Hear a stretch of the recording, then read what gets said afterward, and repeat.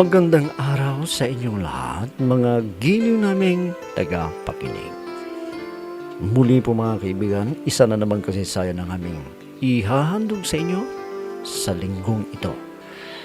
Liham kasaysayan na ipinadala ng ating tagapakinig dito sa ating programa.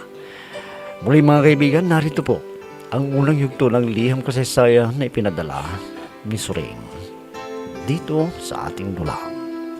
Love and Memories.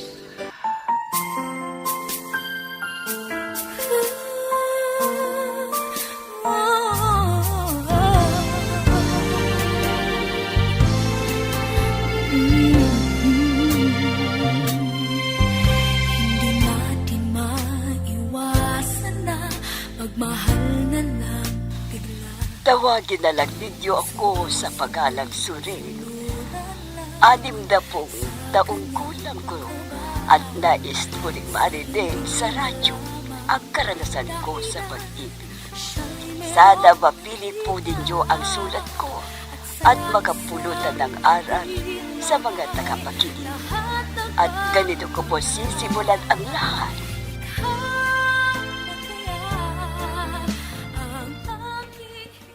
Oh, Suring.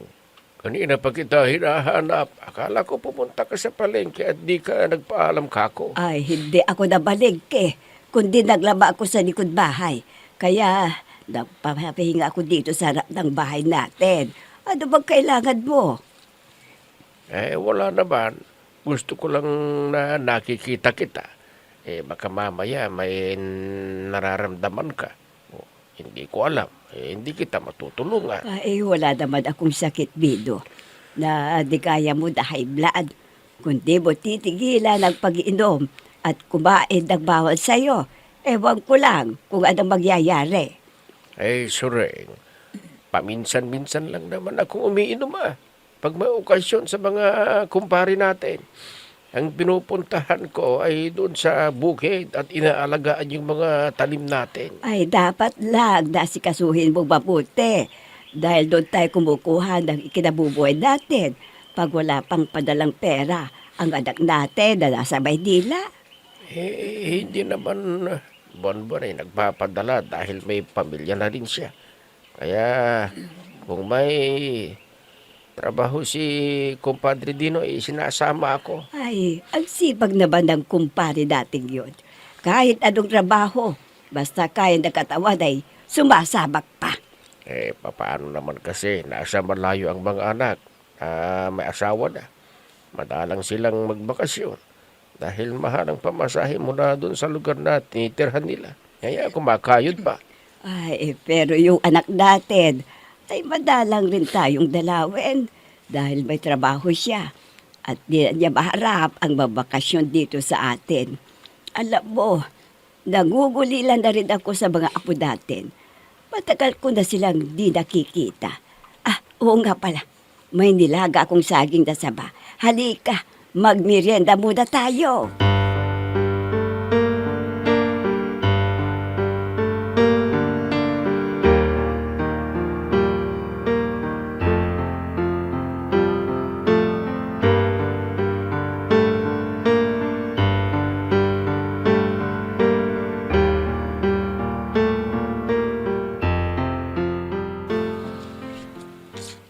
Oh, Maring Minong, mabuti na lang at pumunta ka rito.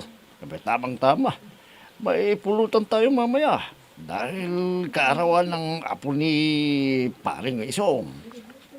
Pero pare, wala pa akong perang pambili ng alak Dahil wala pang padala yung anak namin. Nako, walang problema dyan, pare. Ako munang taya. Dahil binigyan ako ng anak ko. Sumahod kahapon O sige pare, ikaw munang bahala. At pag may pera ako naman ang susunod na taya. Siyempre, pare, magtulungan tayo. Hindi gaya ng iba nating kakilala dyan. Nang alam lang, sabit-sabit lang. Kung meron sila, nagsasarili. Kaya mas mabuti kung tayong daw lang ang mag-iinuman para makarami tayo. Hindi kaya magalit ang asawa mo pag nakita tayo na umiinom, ha, pare? Huwag ka maglala. Basta dito lang tayo sa bahay uminom. Walang problema. Mas gusto niya na nandito ako na umiinom kaysa sa labas. Baka malasing daw ako, matutulog na lang sa kalsada. Tama ka dyan, pare. Alam mo, kaya ako nagpunta rito. Akala ko may kontrata ka Baka maisama mo ako para kumita ako at nang may maibili ng uulamin. Oo, hayaan mo pare. Punta ka lang dito bukas at pupunta tayo sa palaisdaan ni Paring Oka. At maglalabas ng tilapia yun. Hindi magkakape na tayo. At may ulamin pa. Pero maaga ka pare ha. O kaya umuwi ka mamaya. Dito ka na matulog para sabay na tayo. Salamat pare at may pagkakakitaan tayo bukas para naman malagyan ng pera ang bulsa ko.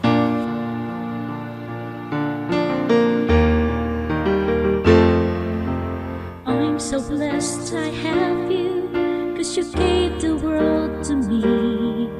You're my inspiration, the perfect one in my life forever. You make my life complete.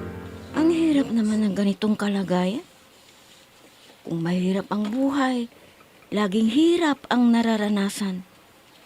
Di naman ako makapagpahinga dahil binibilhan ko ng gamot ang itay na may asma.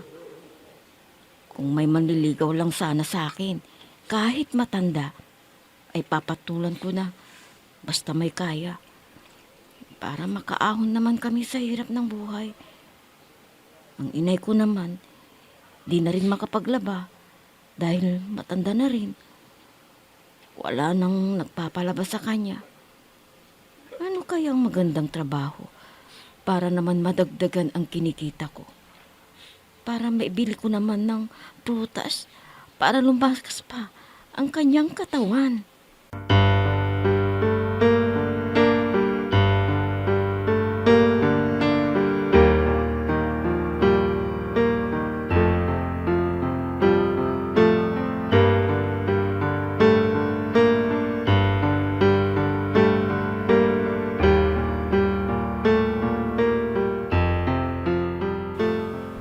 Ihahanda ko na ang pagkain ni Dolpo para paggising niya, sigurado nakakain na at makakainom na siya ng gamot. Dahil pag hindi uminom ng gamot yon, siguradong aatakihin na naman. Inay, aalis na po ako. Papasok na ako sa trabaho. At ipaalala ninyo kay Itay ha, ang pag-inom niya ng gamot. Oo, Bilyanak. Tika, ibibili mo ba ng gamot ang itay mo? Dahil tatatlo na lang yung natira. At saka kung makautang ka man, bumili ka na rin ng bigas at ulam ha. Opo, Inay.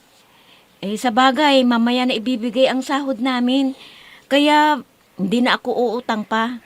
Ganun ba? Salamat sa iyo, anak ha.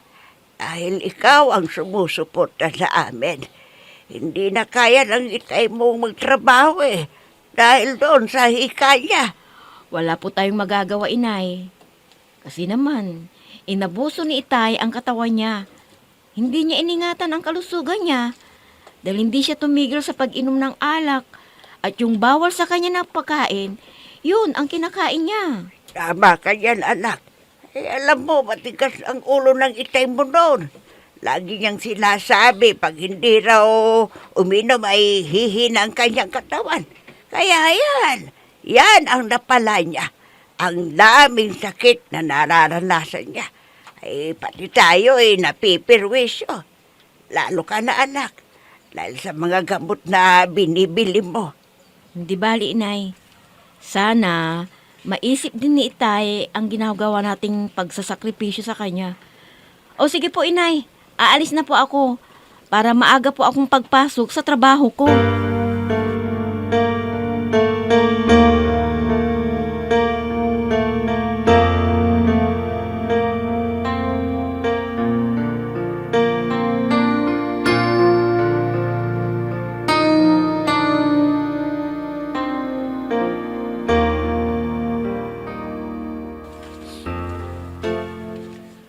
Pare, pag naubos natin ng inuming ito, na malit na buti ng alak, ay uwi muna ako ha. Para magpaalam ako kay Suring na dito ako matutulog. Para sabay na tayong pumunta sa palaisdaan ni Dolpo. Sige pare. Kasi kapag nandun ka, kung doon ka natulog sa inyo, sigurado na hindi ka makagising ng maaga o madaling araw. Tama ka dyan pare. Alam ko na papayagan ako ni Suring dahil kikita ako para may pambili kami ng aming pangailangan doon sa bahay. Oo, basta may kontrata ko pare, lagi kitang isasama para kumita ka naman. Dahil alam ko na kahit may trabaho yung anak mo, maliit lang naman yung pinapadala sa'yo. Oo pare, dahil may pamilya na rin siyang binubuhay. Kaya wala akong reklamo. Basta bigyan niya kami ng kahit konting suporta, okay na. Ganun ba? May talagang ganyan ang buhay dito sa mundo pare. Kung talagang natapag ka sa mahirap na buhay, may talagang magtitiis ka. Hindi gaya ng iba dyan na may kaya sa buhay. Talagang maginhawag pamumuhay nila. Walang problema. Naku pare, mas malaki ang problema nila pag may kaya dahil marami ang maiinggit. Baka mabiktima pa sila ng akyat bahay dyan. Oo nga na. Mula yan pare. Talagang ganyan ang buhay. Yung mga naiinggit gagawa ng masama yan. Dahil pag iinteresan ng mga tao yung mga may kaya sa buhay, tayo nagbabanat tayo ng buto. Kahit ganito masarap ang mabuhay, hindi ba pare? Wala ka pang kaaway. Tama yung sinasabi mo pare. Mas mabuti na yung ganito na may konting kinikita para tamimik ang buhay natin at walang manggugulo dahil mahirap ang buhay natin. O sige pare, tagay na para maubos na natin ito at magpagpahinga na tayo para sa trabaho bukas.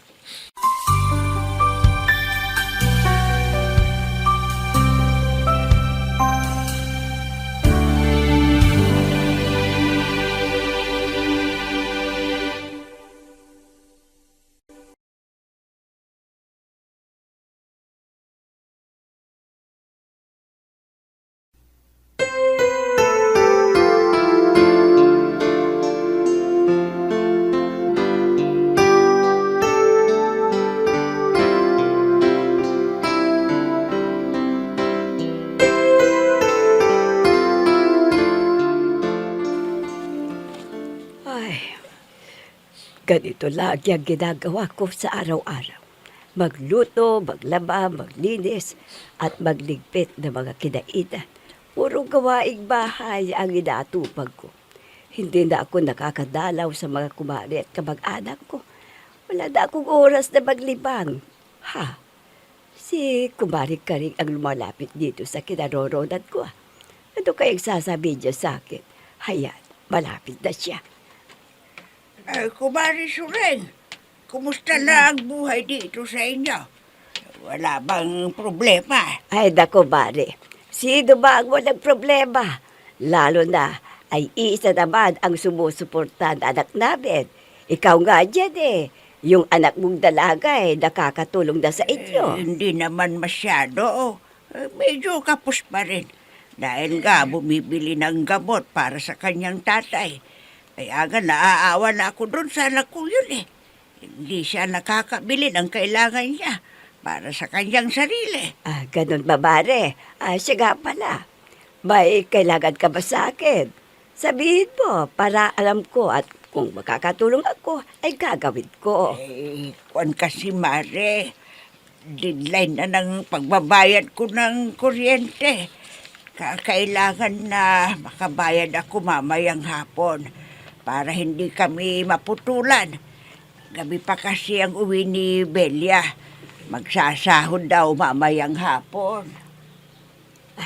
Ganun ba? Ay, magkano ba kailangan mo, Mare? Huwag namang malaki dahil alam mo, hindi naman dire-diretso ang pagtatrabaho ni Bino. Hindi naman malaki ang hihiramin ko sa iyo, Mare. 500 piso lang. Huwag kang mag-alala. Babayaran kita kagad. Pwede ba, pare? Oo, pare. Basta bayaran mo agad.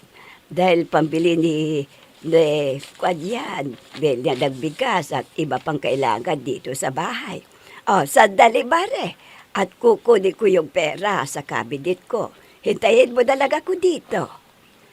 I'll be with you for the rest of my life. From the bottom of my heart, I'll always be with you.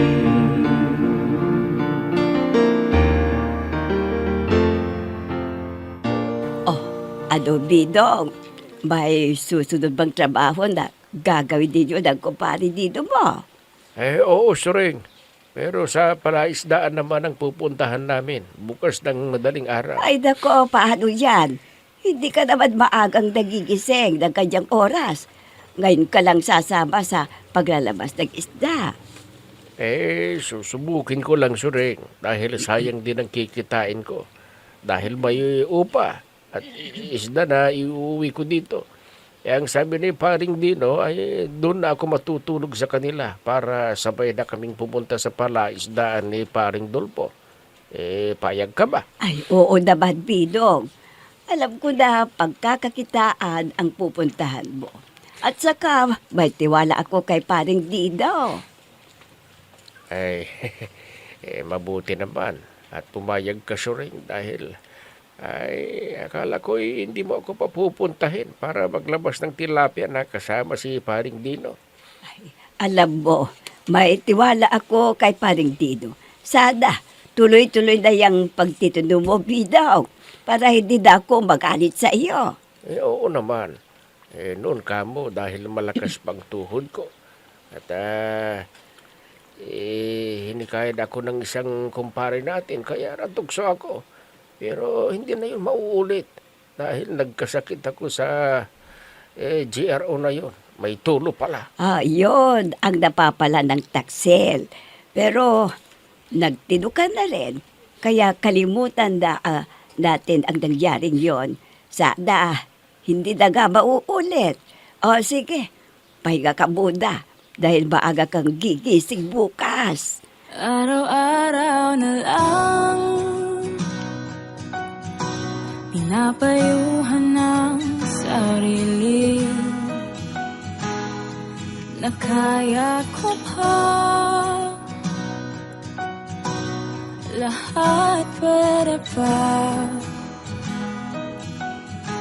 magagandang alaala. Ang hirap naman kumita ng pera dahil halos walang trabaho ang mga tao. Kaya kapos ang kinikita ko. Wala nang naglilibang na mga kalalakihan. Sana naman, swerte na ako sa gabing ito dahil ilang gabi na akong kulang ang kita. Sino kaya ang kukunin ko? Sana yung may pera na ibabayad sa ligay na bibigay ko sa lalaking yon. Saan kaya ko makakakita ng lalaking naghahanap ng panandaliang aliw? Saan kaya? Teka. Lalabas na nga ako. Baka nandyan lang sa paligid at ayaw niyang pumunta rito. Siguro, may mga lalaking nandyan, baka lasing pwede na rin. I'll be with you for the rest of my life. From the bottom of my heart, I'll always be with you.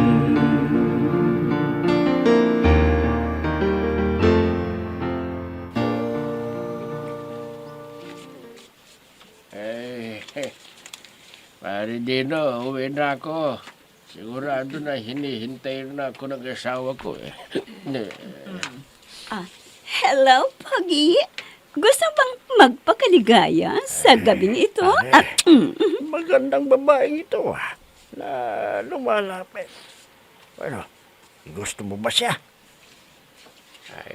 Oo, pare. Kursunada ko siya. Talagang maganda.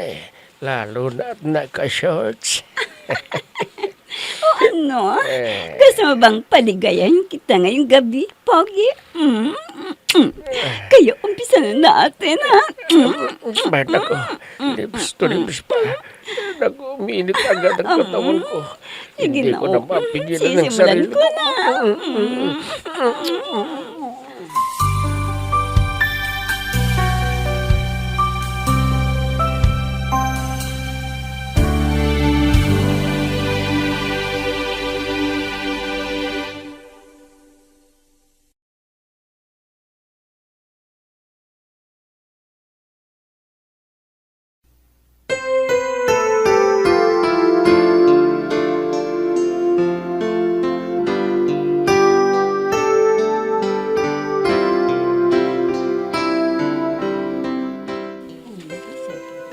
Hindi na kaya mapigilan ni Mang Binong ang kanyang nararamdaman. Mga gili namin tagapakinig, abangan ang susunod at pangalawang kabanata ng liham kasaysayan na ipinadala ni Suring dito sa ating dulang. Love and Memories. Mga nagbibigay buhay sa ating dula ay sina Mayra Abrihal Narnola, Susan Malikdem, Robert de Guzman, Yehuda Ismael, Eva Alcoriza, Jun Cabato, Ami Diaz, at si Oscar Ora. Technical supervision at musika ni Oscar Ora. Nilapatan ng tunog ni Robert de Guzman. Mula sa panulat at direksyon ni Ami Diaz. Love and Memories. Inihahandog sa inyo ng F3 Recording Studio para sa Pambansang Radyo ng Pilipinas, Bombo Radio, Philippines.